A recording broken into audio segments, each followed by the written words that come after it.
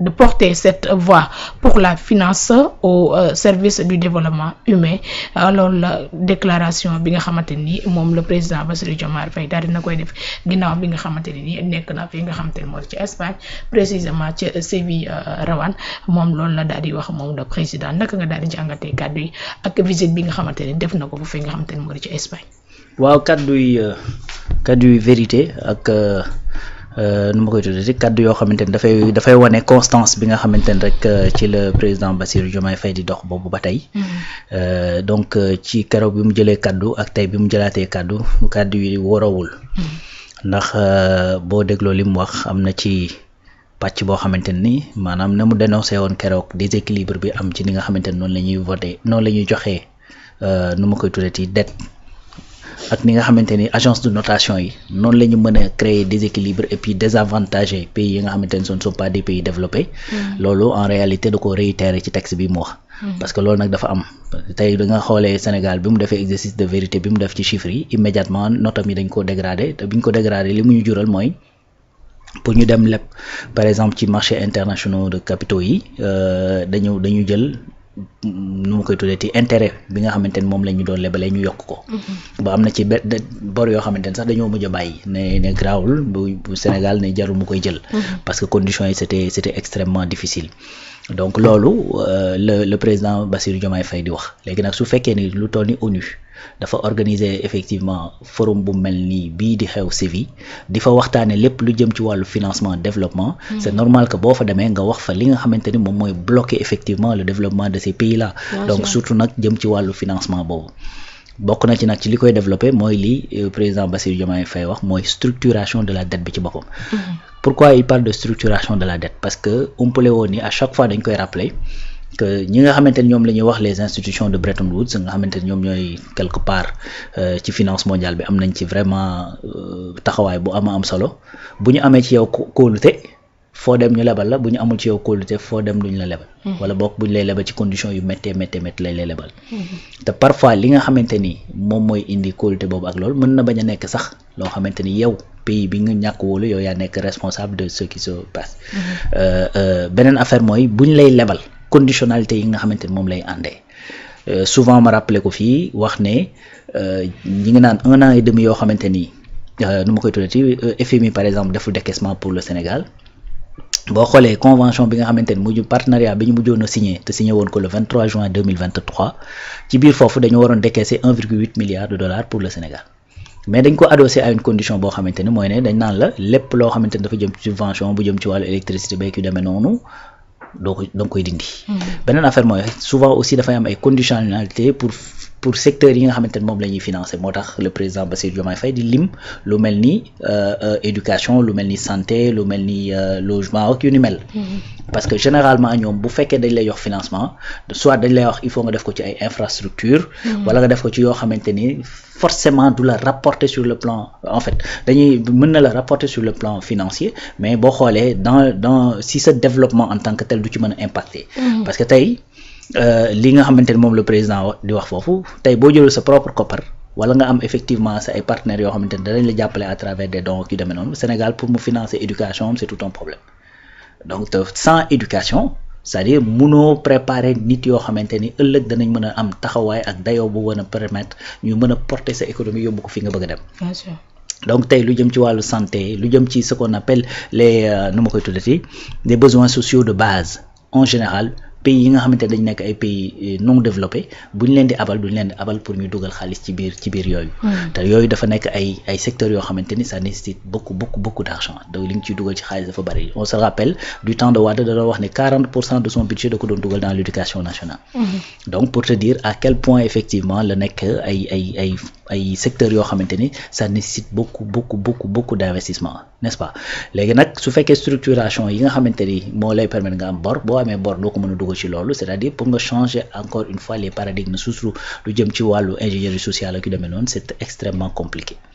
donc loolu le président Bassirou Diomaye Faye di attirer attention parce que les réalités yi nga xamante ni moo am dans les pays développés wala dans les pays émergents bokkul ak les réalités yi nga xamante ni ñoo nekk dans nos pays tey jii bu fekkee da ngay dem dans certains pays li ñuy am mooy besoin en infrastructure peut-être parce que lu jëm ci seen wàllu jàng lu jëm ci santé bi ñu ngi góorgóorlu ba lool donc il leur faut plutôt ay tali wala ay defaraat loo xamante ni dafay ñoŋal peut-être seen la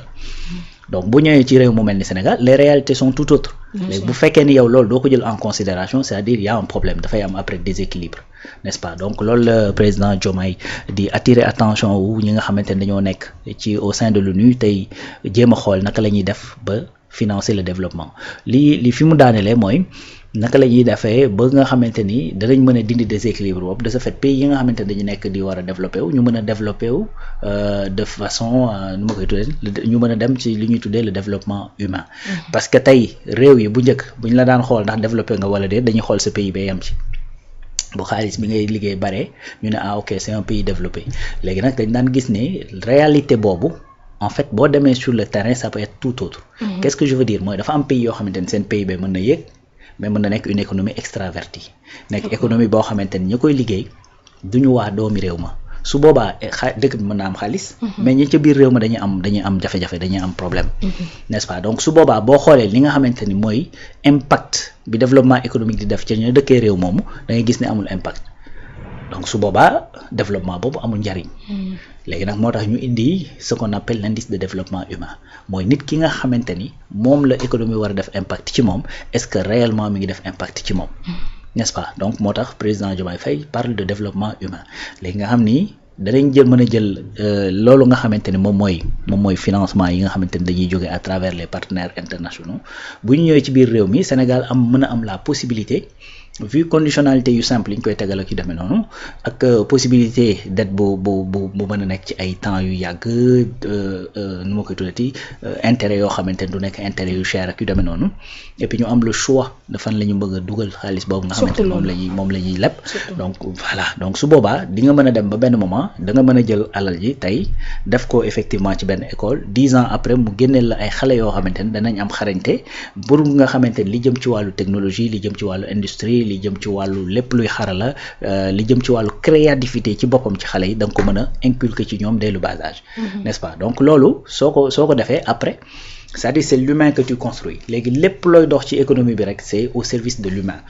de ce fait xale boobu su fekkee ni yow tàggat nga ko noonu bu mu mënal boppam après dana mën a créer quelque chose dana mën a dem dans l'entrepreneuriat dana mën a dund bu feebaree dana mën a faju bu ay parents soxlaa dana mën a régler yenn problème yi et cetera donc dafay sentir bu boobaa bu baax a baax ne dans sa vie ci boppam c'est-à-dire il y a de l'amélioration parce que mi ngi noonu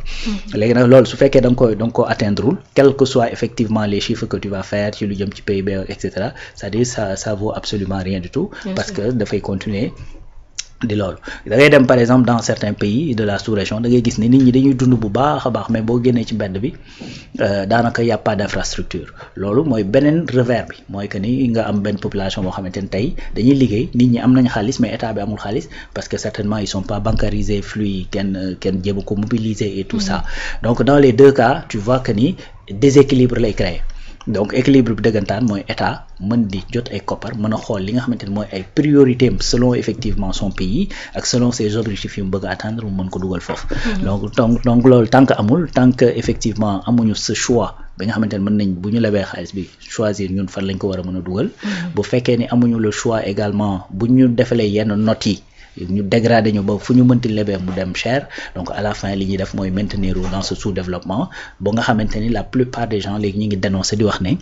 li tax a jóg gaa yi du ñun ñu développé wu te ñu maintenir ci suñu sous-développement ba nga xamante ni après li ciy xew mooy di jéem a fexe di jël suñuy ressources ak yu demee noonu n'est-ce pas donc loolu le président Bassirou di wax foofu donc encore une fois da ngay sentir cette constance bi nga xamante ni moo nekk ci li nga xamante ni ma ngi ko doon dénoncer ak vision bi nga xamante ni am na ko ci fi ñu bëgg a jëm tout en sachant que ay finances koy def mais actuellement on a des difficultés pour mën a yegg ci yenn marché yi tout simplement parce que une certaine codification boo xamante moom lañ def autour de notation ki demee noonu ak date bi moo ñuy bloqué maintenant li nga xamante ni moom moo daal di nekk boobee forum du Sénégal kese moo fa teew y a d'autres pays yoo xamante ni ñoo fay teew surtout des pays yoo xamante des pays africains la ONU bu ñu waxtaanee ak ñoom ba ñu daal di déggoo ci loolu du Sénégal kese moo ciy bénéficier wu pour ñu xoolaat li nga xamante ni moo la restructuration jëm ci li nga xamante ni moom moo di dette bi d'autres pays africains tamit dinañ ci daal di mën ci profiter en même temps que le Sénégal. waaw même des pays qui sont pas africains. donc xam nga souvent dañuy fàtte Amérique du Sud mais Amérique du Sud y a beaucoup de problèmes pays yi fa nekk ci bari dañoo am ay jafe-jafe Argentine amoon na fi problème bii Sénégal am tey donc affaire wu effectivement dette boo xamante ni dafa ëpp li nga xamante ni moom lañ doon déclaré Argentine amoon na ko Europe gi amoon na ko avec la Grèce mais comme les Européens ñoom dañoo soudé seen biir bu problème amee dañuy xool nuñ koy régler donc noonu lañ def parce que bëgguñu woon Grèce nekk benn boulet ci biir Union européenne bi et puis bëgguñu woon également mu am rush Grèce yi daal di daw Grèce daal di dem envahir yeneen pays yi nga xamante ni ñoo bokk Union européenne puisque Schengen bi la donc am nañ droit déplacé wu dem ci yeneen pays donc pour éviter loolu yëpp dañoo àndandoo daal di koy loolu mais sauf que ñun en Afrique on n'a pas ça fu mu toll nii UEMOA wala boog CEDEAO ci boppam doo leen dégg ñu toog réunir bañ déggee affaire chiffre ba tey mosoo dégg geste boo xamante ni UEMOA def na ko dans le sens de naka la ñuy demee aider Sénégal pour que guuta bii mu nekk mën ci génn doo ko dégg donc UEMOA de la même façon boo dugal foofu titre wala nga dem lepp ci kii bi ay obligation gi demee noonu c'est-à-dire tu récoltes rien du tout ci loolu donc loolu effectivement moo manqué en Afrique mooy boolo boobu bu ñuy wax sax dañuy wax de façon dispersée kii day dem jël discours fële kii jël discours fële et cetera donc chacun bëgg a yem ci ses nu ma koy tuddee ces réalités crypto voilà personnelles si je peux dire donc loolu aussi dafa doon problème mais tey li président Diomaye Faye porté c'est vrai que dafay wax en connaissance de cause en connaissance également des réalités sénégalaises mais bu ko waxee bis bu ci solution amee également y a pas que le Sénégal moom moo ciy gagné donc bu ñeneen ñi nga xamante dañoo nekk dans la même situation que le Sénégal ñoom ñëpp dañ ciy gagné du doon nag luy yomb parce que d'autres présidents ont commencé ce combat là te yeggale wuñ ko sax parce que seeni mandat jeex na te mënuñu ko loolu yàgg nañoo dégg président Macky Sall muy dem fu ne ci àdduna bi di kaas pour dette bi niñ koy defee ñu kii ko Ablaye Wade pareil fu ne kaas na ko nañ ñu baal une partie dette bi et cetera parce que moo ñu teree nooyi ñu demee noonu te ba muy wax loolu bor bi yeggul fii ba ko Ablaye Wade di daw di kii pour ñu loolu bor bi yeggagul woon fii tu vois donc c'est un combat de voilà boo xamante ni dafay jël durée dans la durée usure la combat de fond la xam nga donc mais il faut mener ces combats cela nag n'empêche que en même temps si sa biir réew ngay nekk di liggéey li ngay liggéey ba nga xamante ni boo demee ba am benn position bi sa baat dana gën a fort danañ la gën a mën a dégg di nga mën a waxtaanee yenn yi parce que tey combat bu mel noonu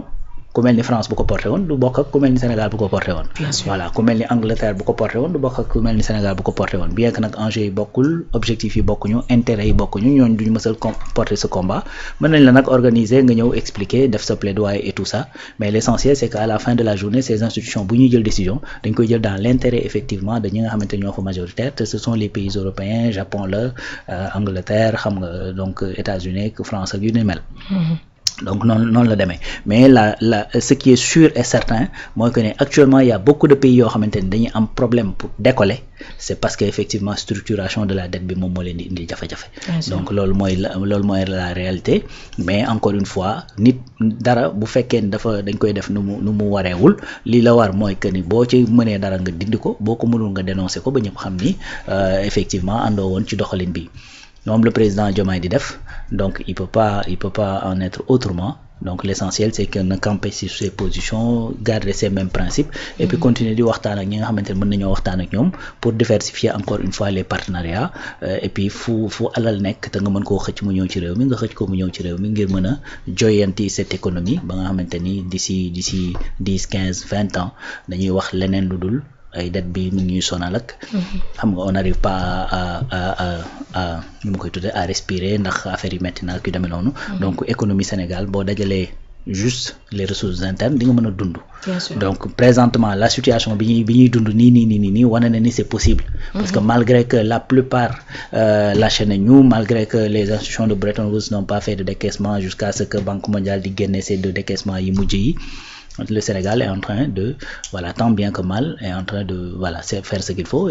et en ce même moment yaa ngi wuti ay partenaires yoo xamante ni ñu ngi promettre des investissements pour ñëw indi ko ci Sénégal muy ay investissement direct donc loolu c'est une bonne chose. Il y a dans qui viennent s'installer au Sénégal pour tijji fi ay usines ak ay entreprises ak yeneen. loolu également c'est des choses qui vont permettre nga continuer di dund jusqu'à ce que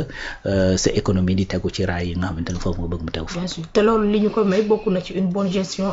des finances publiques yi nga xamante ni ñu ngi koy teg. oui ça c'est